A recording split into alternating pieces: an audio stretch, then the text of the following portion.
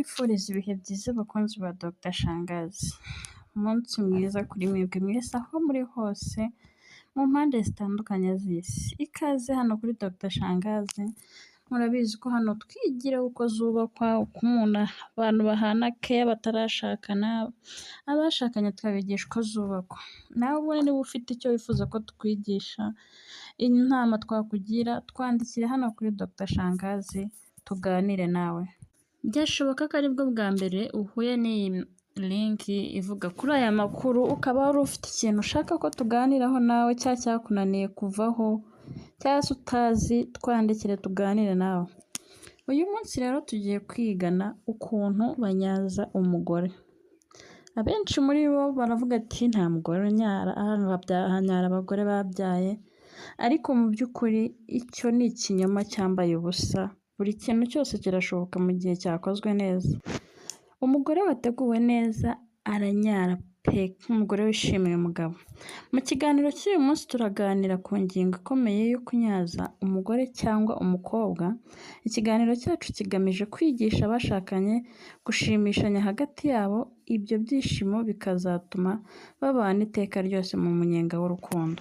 Birashoboka ko iki kintu abagabo benshi bajya baca inyuma abagore babo bakajya kubishaka ahandi, ariko ntabwo bazi ko no mu rugo rwabo bihari kubera ko mutaramenya uburyo bikoramo.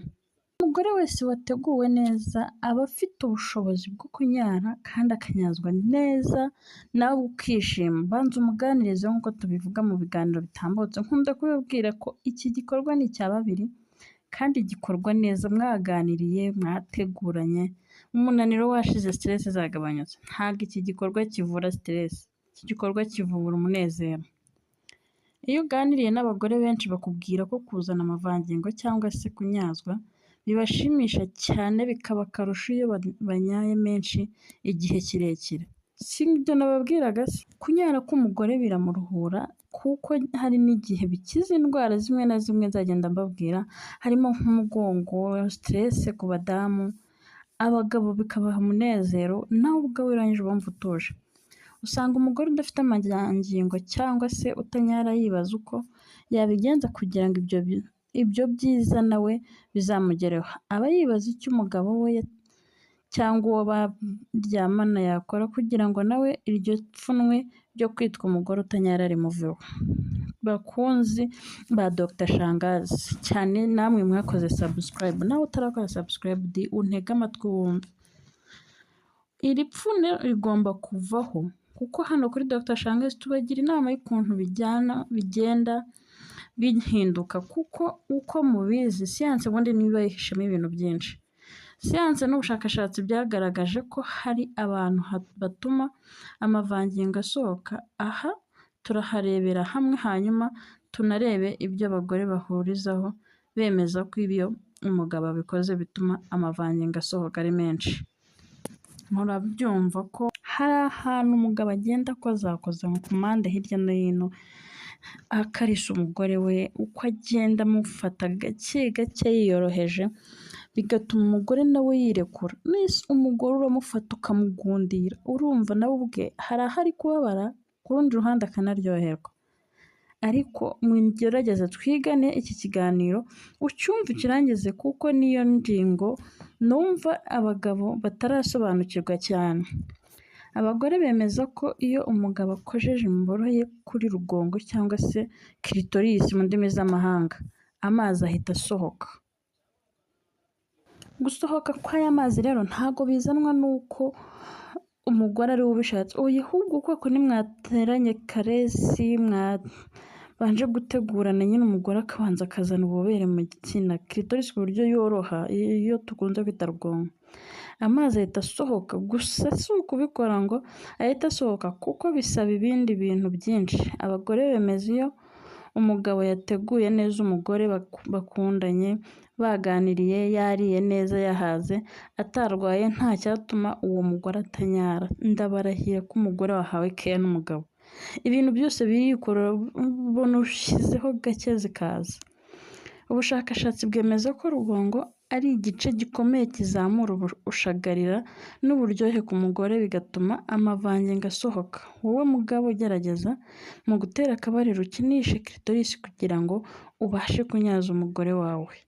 Uyu mugore nawe ubwo akeneye kubona aya mavangingo, cyane cyane nk'abagore batayagira, usanga ari bo bababaje. Uyu mugore utayagira yicaye mu bandi aba afite ipfunwe, wumva nta kiganiro afiteho cyo kubivuga, ugasanga warahunga abandi badamu cyangwa se ibiganiro bibivugaho, waba afite ipfunwe. Hari n'abagore bavuga ko banyara bidasabye ko umugabo akoza kuri rugongo. Yego nk'uko nabibabwiye ntangira, ntabwo iteka ryose umugore bisaba ko ukoza kuri rugongo. Niba umugore amenyereye keya zawe ubasha kuba wamuteguye neza, agira nawe akamenyera wa mugabo we ku buryo ukozaho zigahita zizana cyane rwose, kuko ashyiramo imbere yakoresha imbaraga agahita asohoka, igice kiba ahagana hejuru ku ruhande mu gitsina cy'umugore. Nk'abagore banyara igitsina cy'umugabo kitakoze kuri rugongo ni uko kiba cyakoze aho hantu. Ibi biterwa n'uko imibiri y'abantu itandukanye. Ugenda ukozemo hirya no hino mu byumba byose, murabizi mu biganiro byatambutse nabibabwiye ko igituba cy'umugore kigira ibyumba. Ndaza kubakorera icyegeranyo cy'ibyumba umubare wabyo kigira, bagabo mumenye kugenda mukozamo indani, mwumve ko umugore wawe afite indi mpamvu yatuma anyara, ashaka kunyara wowe ukabimwima. Kubera iki? Uraza ukumva ko ibintu ari piku piku ukigendera. Ntabwo biriya bintu ari byo sawa. Mufate mu karisiye, mufate mu mbavu, musomagure umubiri wose, yumve nyine firi ku buryo nawe ajya kubikora yamaze koroha, hahandi umukoraho nawe ubwawe n'agatoki gake gake kuri clitoris zikizana. Hari n'umugore unyara bisabye ko umugabo yinjiza imboro mu gitsina cye. Aba bagabo nibo nagiye mbona kenshi muri comment mubivugaho, no ku muhanda iyo wicaranye n'abagabo usanga aricyo kintu bavuga cyane cyane. Cyangwa se akanakinisha clitoris cyangwa rugongo, amavangingo akabona kwisuka. Iyo umugabo akoreye hamwe ntabwo abasha kunyara. Hari umugore usanga akeneye kubivangavanga, fata nk'urutoki ugenda umukinisha w'inyuma kuri rugongo, cyangwa se imboro ushyiramo imbere gake ukavanamo ukongera ukacisha kuri clitoris, umva zirizana kuko umugore aba afite santima yo kumva imboro irimo imbere, akandi kanya akumva akeneye ko santima zisohoka hanze.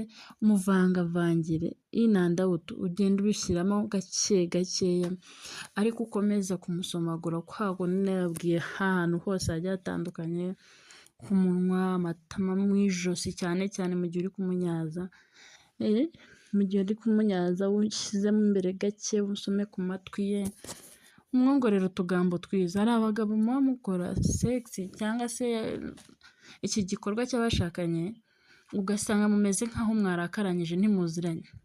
Niba mubikora muganire, baza uwo muri gukorana umbwira ati sheri wanjye ndi kugezayo neza, nkore gute, duhindure posteri cyangwa tubyihorere, ese ndi kuguha neza, nshyire inyuma cyangwa nshyire imbere.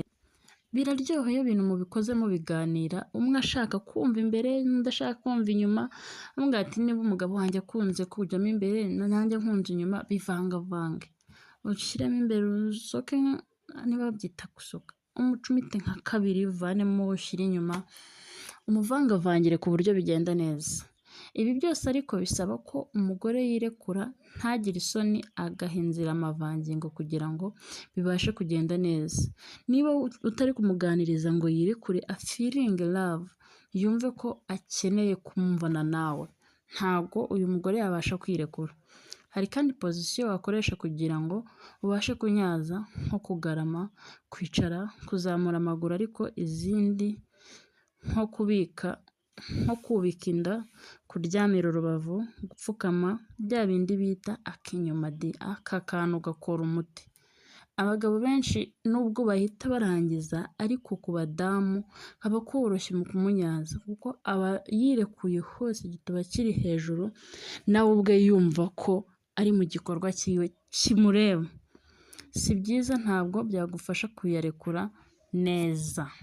Ntabwo birekura neza kuko bituma uyu mugore wawe iyo utamumenyereje, cyangwa n'abagabo bamenyereza abagore babo positeri imwe, ugasanga nyine ibibazo n'ibisubizo arabishaka bagaramye. Iki kintu ari cyo sawa, mugerageze mwige guhindura amapositeri. Abatayazi, abakeneye ko tubakorera ku kiganiro cy'amapositeri n'uburyo wamunyaza umugore wawe, muze kunyandikira muri komenti turabaganiraho.